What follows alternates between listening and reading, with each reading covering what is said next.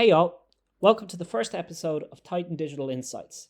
Whether you're a business owner, entrepreneur, or even thinking of starting your own enterprise, Insights will help give you access to a world of actionable advice from people who've been through it all before. My name is Philip, and I'll be your host for the next 40 minutes or so. I'm the founder of Titan Digital, a full-service digital marketing agency based in Dublin, Ireland. For today's podcast, we're jumping straight into it with Valerie Deasy, Managing Director of Alliance Insurance Brokers.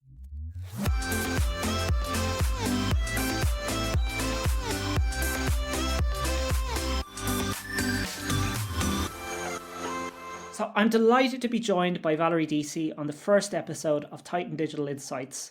Val is the Managing Director of Alliance Insurance Brokers. They're based in Skerries in North Country Dublin, and the company was founded in 1997. Val herself joined in 1998.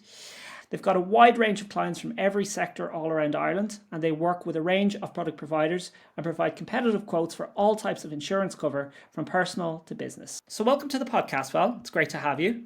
Thanks, Philip, for inviting me. I'm delighted to do it. So Insights is about sharing knowledge with everyone, no matter what stage they're at in business, be they an entrepreneur just starting out in their journey or someone with decades of experience.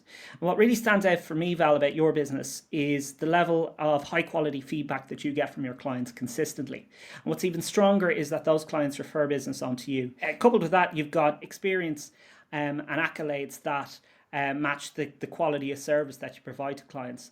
And really what I want to get into with you today is your journey, how you got started, and how you found your feet in the insurance industry, and what insights you can provide for listeners to the podcast. So why don't you start with your story? How did you find your feet in the insurance industry?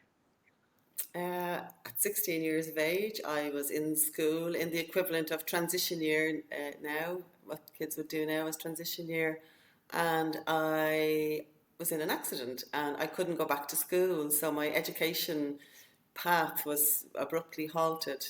So I was at home, I had nothing to do. I had turned 17 then, and my sister-in-law worked in an insurance broker's, Eamon Rooney's in Swords. And my mother asked if she could take me up to lick the envelopes and lick the stamps just so that I wouldn't be under her feet. So that was my baptism into the insurance industry all those years ago. So coming up to 40 years now. 40 years of experience, wow. And you have the accolades to prove it, business all-star. You're just such a shiny beacon of inspiration for everybody that you meet. So what sort of inspirations then did you have when you were starting out, and who would be mentors or idols for you in business that you would look up to? Well, my first employer, Eamon Rooney, was an absolute gentleman, such a nice man. And he obviously saw something in me that I didn't know that I had. As I said, I couldn't do anything at the start, and he pushed me and really instilled in me that it was all about education and learning for to get on in the insurance industry. So he instilled that in me at the start, and then he was always about multitasking. So, do one or two things at the same time and do them well, So I got a fantastic training from Eamon Rooney. Later on, maybe since I took over in Alliance, a fantastic mentor I have is a business consultant called Sean Dooley. Sean was instrumental in helping me transition from being an employee over into the management side of the business.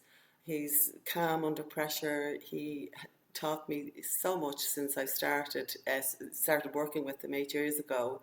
So Sean would be a big influence on me now. What are the main things that you bring to your role on a daily basis from a leadership perspective that you would share with others? I'd go back to the multitasking thing. Like when you're in management or a business owner, you have to know every aspect of your business. Obviously, you have staff in there and they're up to the same level as you or better. But to be involved in every aspect of the business, because if you don't know what's going on, you can't manage it properly. So I would say, multitasking is it. Education, because we're in insurance, we have to do continuous professional development anyway as a legislation under the minimum competency requirements. But just to go beyond that and try and educate yourself as much as possible in products, services, compliance, GDPR, whatever it is, anything that's related to the industry, to try and keep abreast of that at all times. And that's a huge help in the day-to-day running of our business anyway. Multitasking really as a business owner is probably one of the cornerstones of what we do as as entrepreneurs. We have to be able to manage multiple tasks at once, whether it's project management, financial management, people management, change management, no matter what it is and no matter what level we would be involved with. But of course, on our on our paths, we often face roadblocks. And would you have any, even though you're a multitasker, clearly, what would the biggest challenges have been that you'll have overcome, both individually and as a business? I'd say time management is probably the biggest thing. I wouldn't have been great at time management at the start.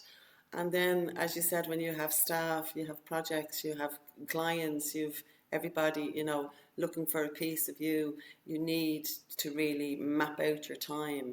And that was one of the biggest learning curves that I had when I took over as the manager in Alliance.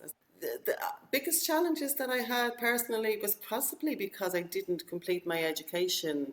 I did learn on the job in Eamon Rooney's, and but then I had family, got married, and then when I had my 4 children, I then decided to go and do all of the exams and to educate myself. So juggling family life and juggling your learning path was a huge obstacle, which I overcame. I was successful in any of the courses that I did. And so, yeah, I really think that I'm most proud of that obstacle that I overcame. I could have just, continued on and just learn and not have any kind of degrees or qualifications behind me. That's fantastic. And it's, again, you mentioned family there, and the role you play there. It's very difficult sometimes probably to balance the two. Now I'm a young entrepreneur, so I probably don't have either the same level of experience or the same challenge, or I wouldn't have faced the same challenges. But certainly I understand in the context that you're facing, you also have to balance, probably it wouldn't be unfair to say, a very in the time of the 90s, even though things were changing, a male dominated patriarchal society. It's slowly changing. Would you have found that as equally as challenging, or how have you found the industry that you're in to be responding to the changes that are happening there? Well, thankfully, there is a lot more women coming into management in the insurance industry. Uh, Historically, it would have been very male dominated, and an awful lot of the females that would be in it would be in administration roles. But when the central bank came in 2007 and brought in, all the requirements for minimum competency and fitness and probity, and the women rose to the top. Well, women that I know actually rose to the top, and I know a fair amount of women now who would have major roles in the insurance industry, either in the insurance companies or in their own brokerages. So it is changing, and it's great to see. And instead of seeing all the grey suits when you walk into a room now, and you see an awful lot more women, and it's inspiring for me when I go, and just to have, like, I can hold my own talking to any of the men in any of the meetings, but it is nice every now and again to just pick out a familiar face, one of the women that you've met from before, and we can help each other. Like, we do have a network there. When if we come across an obstacle or whatever, we can talk about it, and it's a major help in the industry. From your perspective, are there any female founders or entrepreneurs that you look up to in the business world that would inspire you? Within the insurance industry, on the financial services side, I have huge admiration for a lady called Kristen Foran. Kristen is the National Sales Director for Zurich Life.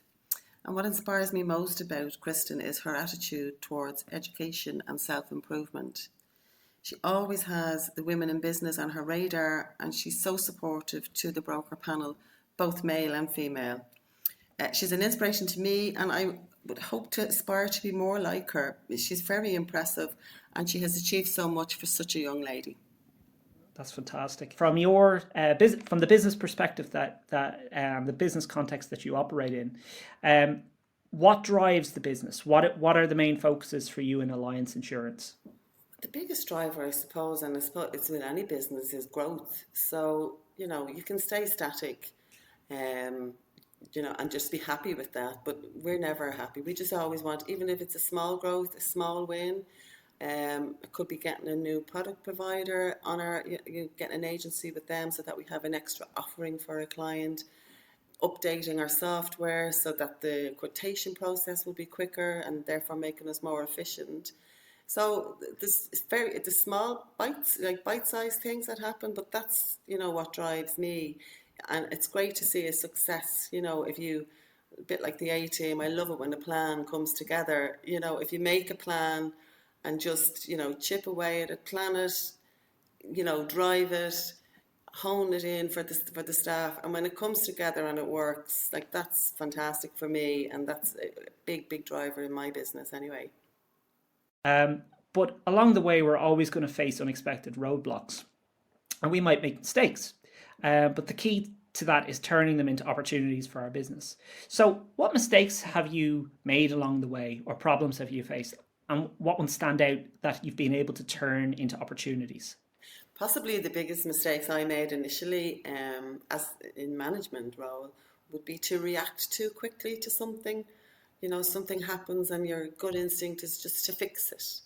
And, just putting a plaster on something is not going to work.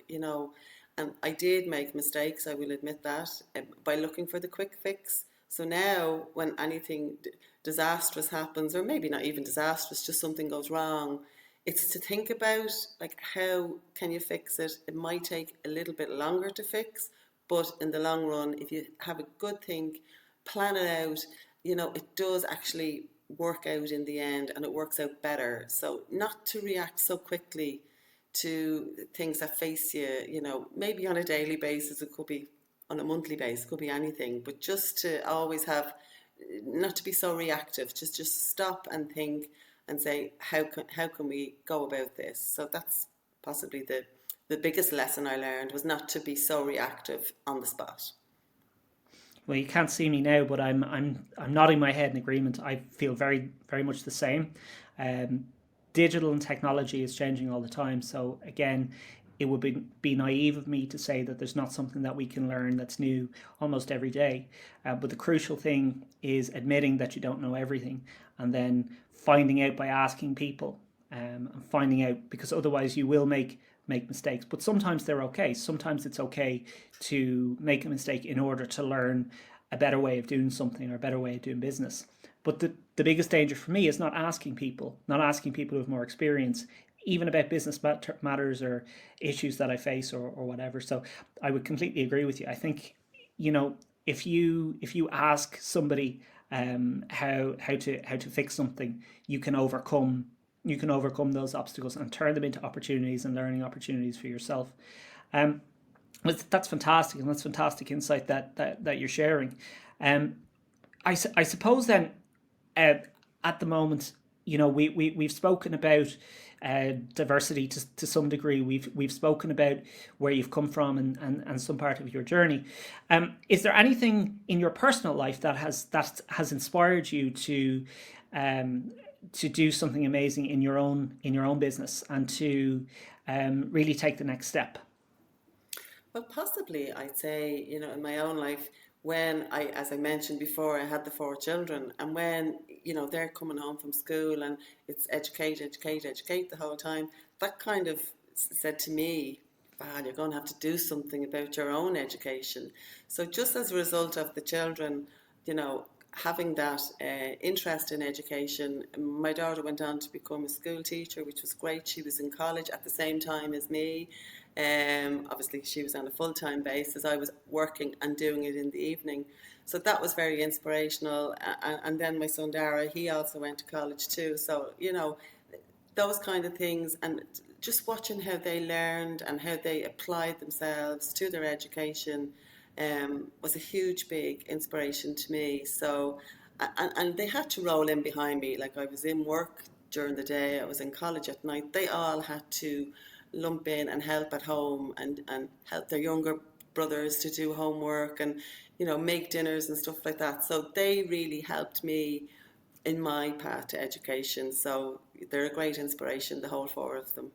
So really, family and people around you are the reason that you're, not just, I suppose, a success in terms of the business, but you're also a success personally, because you've got a great family and you've got a legacy. And that's always that's fantastic. I wouldn't have been able to And do it without them, Philip. Without their of help, course. I just wouldn't have been able to do it. So, it is great, and they're so supportive. So it's fantastic for me. So would you call them a main driver, one of the main drivers in your life? Would they be the reason that you work so hard?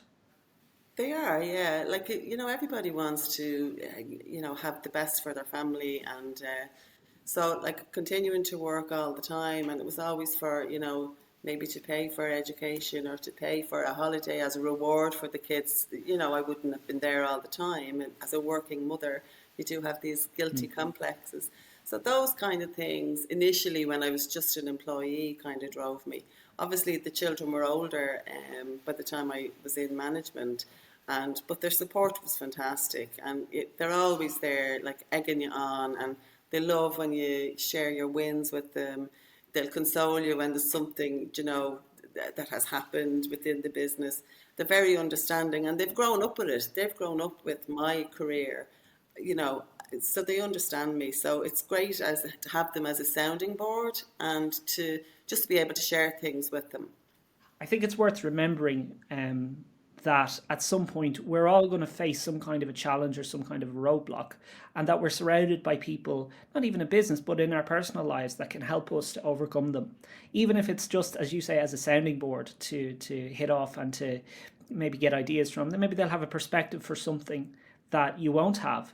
And it's great to be able to use to bring them into what you do as well, to some degree, and share a part of your business as well with them. So I suppose your journey so far has been incredible. You've gone from being an employee of Alliance Insurance Brokers to being the managing director. What was the hardest part of transitioning from the role of, as you would say, an employee to the leadership position that you now hold? Well, firstly, had no management experience, so that's when Sean came in for to give me a hand as my mentor. And secondly, then for to then be, the manager telling your people who you sat beside last week as as an employee, and suddenly you were telling them what you wanted to be done. So that was really hard for me.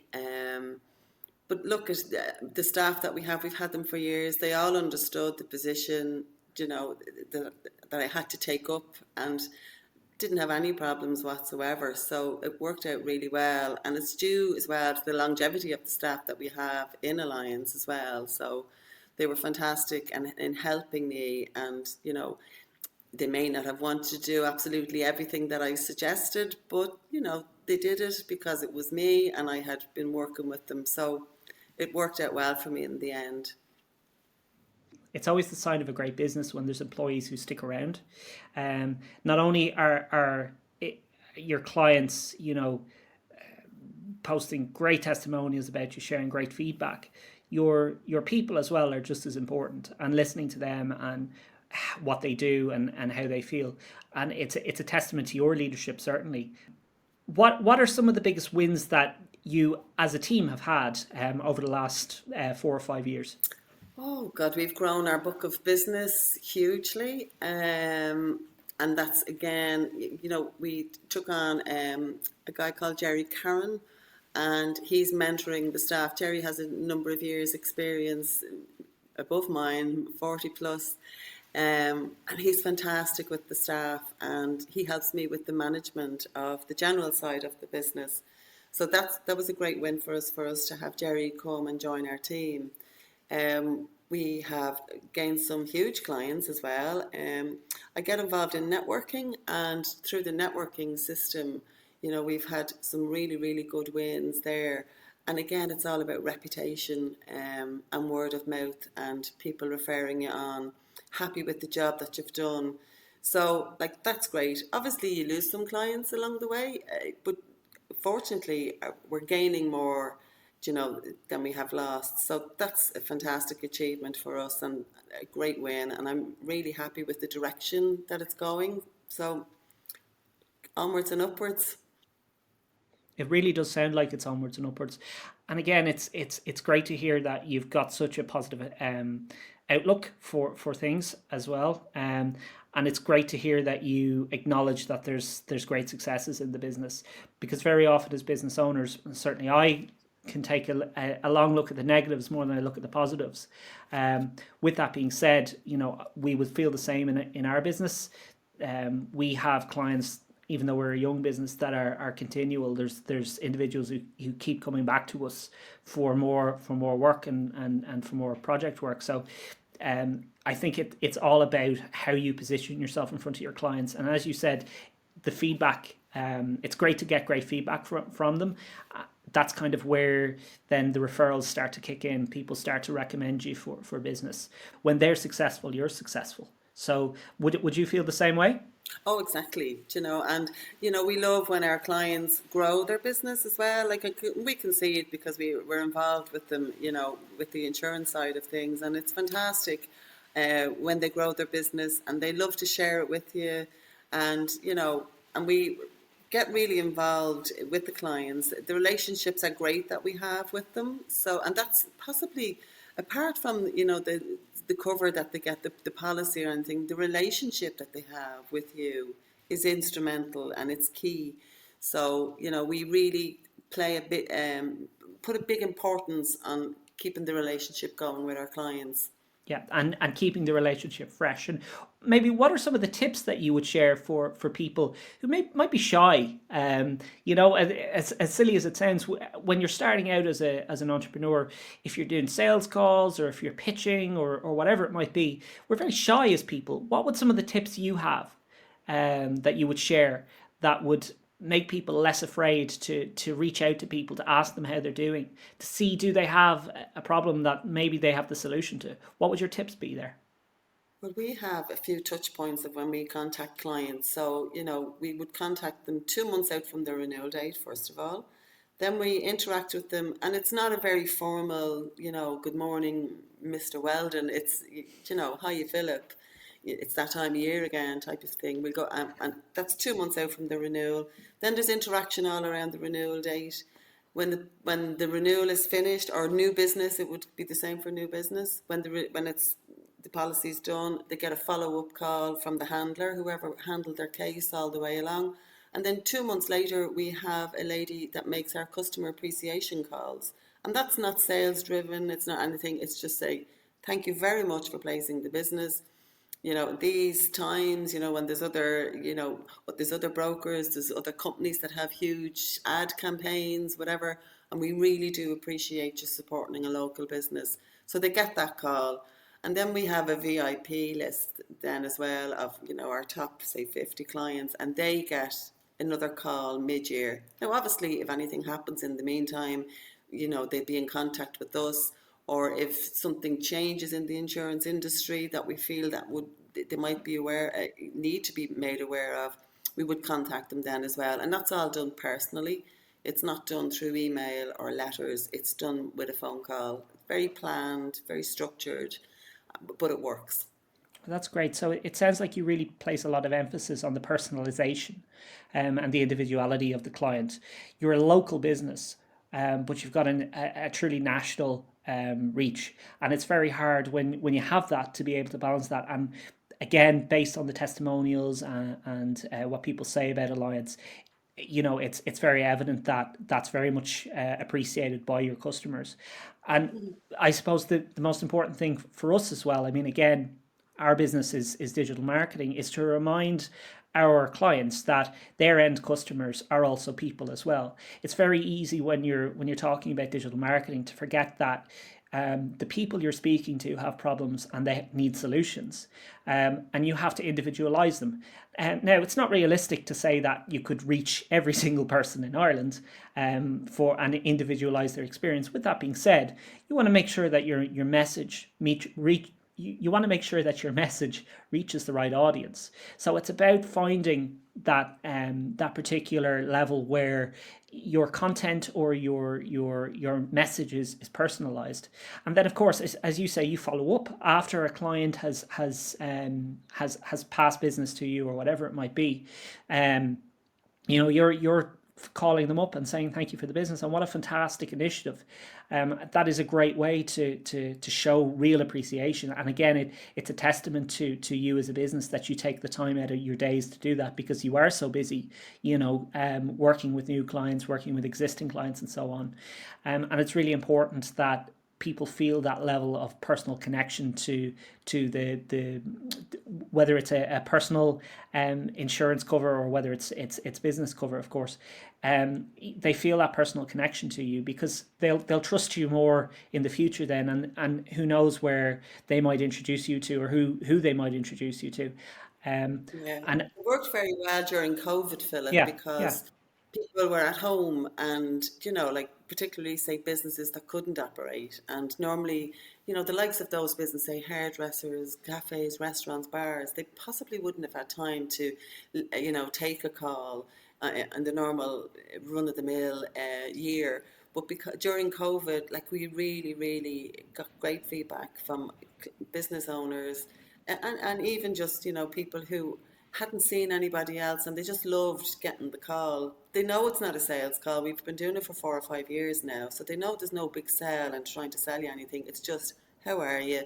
Thanks very much. And listen, have a good week, or, talk to you next year, or whatever it is, So it did work really, really well. The calls took longer now, in fairness, but like we didn't mind that. It was really appreciated by our clients.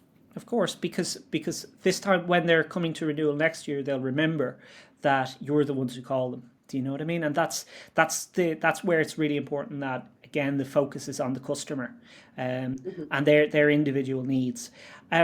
So, where do you see your business going then, over the next year? Obviously, as you mentioned just there, COVID has changed the business landscape completely. Remote working has become the norm for a lot of people. In some cases, businesses had to completely close. Where do you see your business though, in the next year and even over the next few years going? Well, look, I know everyone is using that word pivot all the time, but, we really did have to pivot this year particularly. And thankfully, maybe 2 years ago, we invested in some really good software. We upgraded our server. I think we knew that there was something going to happen, but it just needed, it was outdated, the one we had. So we were ready, to put people to work remotely from the office. High percentage of our staff actually live in Skerries. So we have just made a huge big the office open plan so that there's social distance between everybody so that they can feel they're in work. It's important that our staff feel safe when they're coming into work, because we are classed as an essential service, and we're probably busier than we ever were before. It's been a really, busy time for us this year. People have the time, they're thinking of changing their insurance, they're shopping around where they may have just renewed their insurance because they forgot, to do it, to shop around, and then it was too late.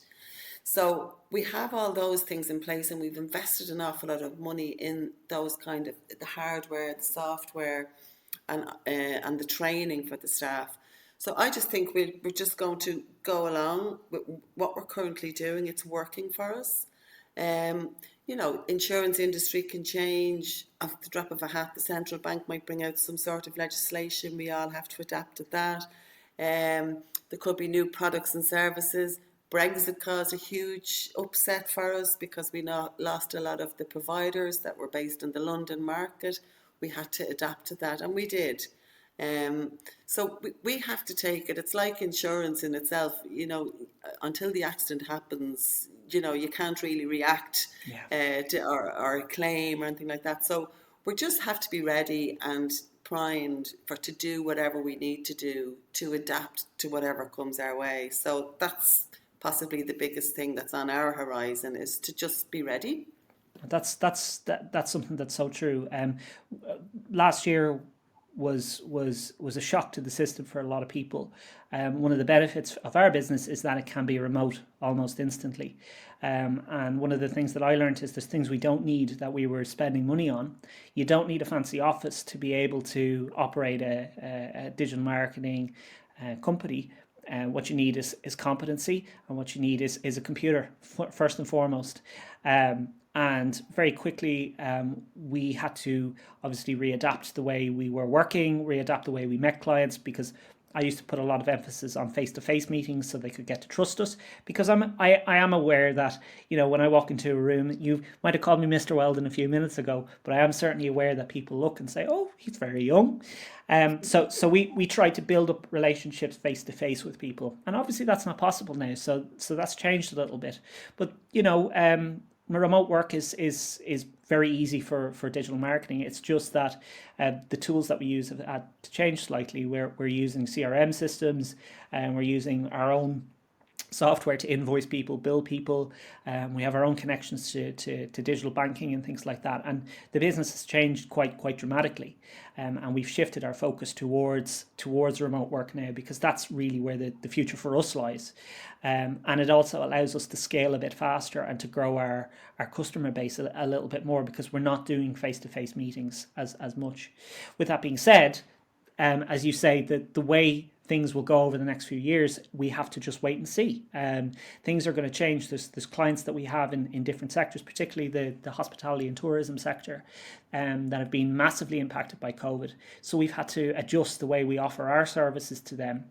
We obviously can't say to somebody who runs a hotel or a bed and breakfast or a tourist-based business that we're going to be setting up ads for early spring or early Easter 2021, because they're not operating. So we have to find ways to work with them, or find if we can see how our relationships are best structured with them.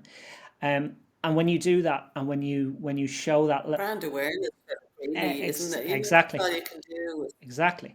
And when you speak to them, and when you remind them that you're there and that you're not going away, that comes back to you. And it certainly has come back to us as a business. So you can't take anything for granted, but you also don't want to be stuck in old ways when there's better ways of doing things. And it's great to hear as well that you've adapted your office to the changing context, because there's talk about how long will this go on for. Some people are saying until the end of 2022 is when we'll see a real return to normality. So it is quite a long time away, and that's why it's best not to, I suppose, overplan, because we don't know everything, and we can, as a business, of course, we have to plan, but we also have to be prepared for the unexpected. And I suppose we're reaching the end now, but what are some of the unexpected things that have surprised you over the last number of years, COVID aside and Brexit aside, of course, that really have created an impact both for you personally and for your business? Probably, I'd say, first of all, having to take over in the management role. That was a big change for me. Um, Under Sean's guidance as the mentor, like just learning to, think about things and think about the long term type of thing. I would have been very short to like think yes, no, like very quickly. So just to plan, and it has become very successful business as a result of that. So like every year when we get the year end accounts done, you say, yes, thanks be to God, something has worked out for us. That plan that we put into place, that has netted us this amount. Like we're able to, drill down into any of the figures that we have and pinpoint exactly, where the income came from, and was it as a result of this plan or that plan. So like having that level of knowledge now and that level of control over your business is a huge thing, to me. And So yeah, that's possibly one of the best things that has happened in the last few years, in business wise. Well, that's great. And what would be the thing that puts a smile on your face at the end of, I suppose I could say at the end of every quarter when you look at your reports, but what puts a smile on your face at the end of every day? What's one of the things that that's when you're closing the door behind you and you're putting your feet up? What are you smiling about? I love working. I love the insurance industry. I've never been in any other industry, so I don't know any different. But I love going into work, even on the bad days. And I just like the staff that we have. They're fantastic. It's great working relationship. We've great clients. We've great relationships with product providers or insurance companies, as some people will call them. So just when you close the door in the evening, you know that, you've boxed everything off. You've done everything that you said you were going to do, which is another big thing of mine. If you say you're going to do it, do it. Um, and look, don't panic if you didn't get it done. Tomorrow's another day. Don't be bringing worries home with you from work, if at all possible. It's not always possible, but if at all possible.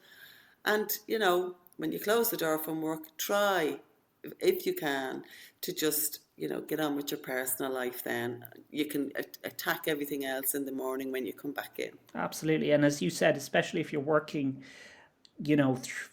for your family through your business, it's very important while you acknowledge that to also separate and take a little me time because and this is a piece of advice even at this early stage that I can share. I certainly know what it is to go into overdrive. I certainly know what it is to have times when your mental health suffers or even your physical health suffers. So it's extremely important that you take personal time, you take time to yourself, and when something isn't right, you speak to somebody. I really believe that even if it's your best friend, even if it's somebody who you wouldn't think to speak to in your own business or whatever, it's extremely important that you speak to people when you're facing maybe a little bit of trouble or a dark time, because otherwise how can people know that you need help? Yeah, but look, my staff are fantastic, and they've, as I said, like we've all been working together for quite a long time. So, we can discuss things when they go wrong. There's never any big drama, when anything does go wrong because of the relationships that we have, and they're fantastic. And, that puts a smile on my face because they are so good and so supportive.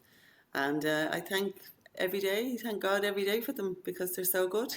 It's always great when leaders uh, demonstrate to their staff just how appreciative they are. And it's really important to reflect the good work that's done by others.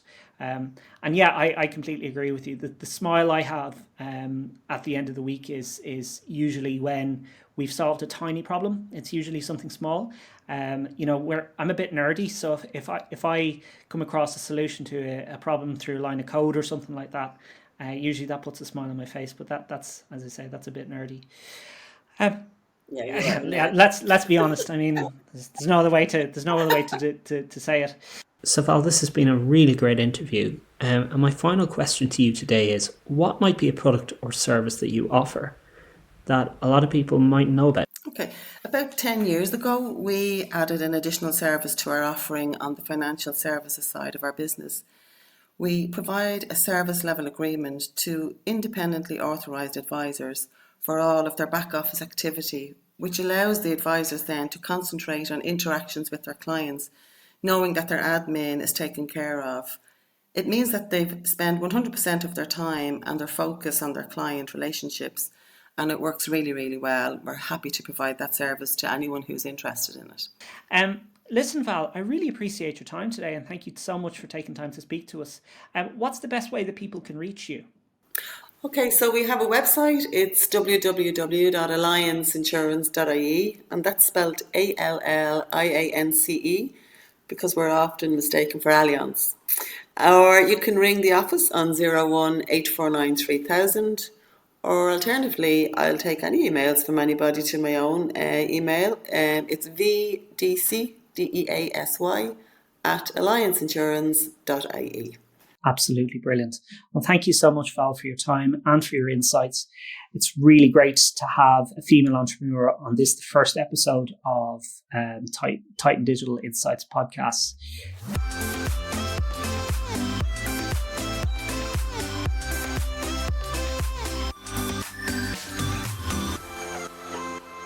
And that's our first episode. Thanks again to Val for coming along and sharing her story about Alliance with us. If you'd like to subscribe for more, you can visit titandigital.ie/insights. We'll also provide you with exclusive access to our webinars, classes, guides, and much more that are coming up to help you get the most out of your digital marketing and wider online